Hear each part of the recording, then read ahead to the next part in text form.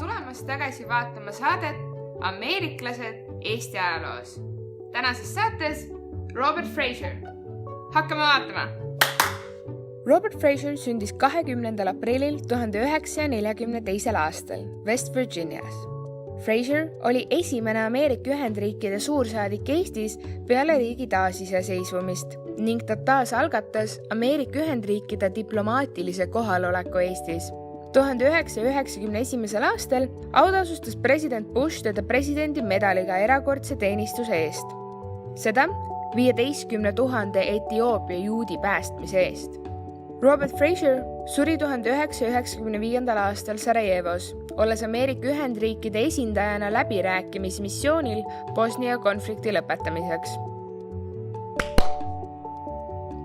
Selline oli tänane osa saatest Ameeriklased Eesti ajaloos. Aitäh, et vaatasite!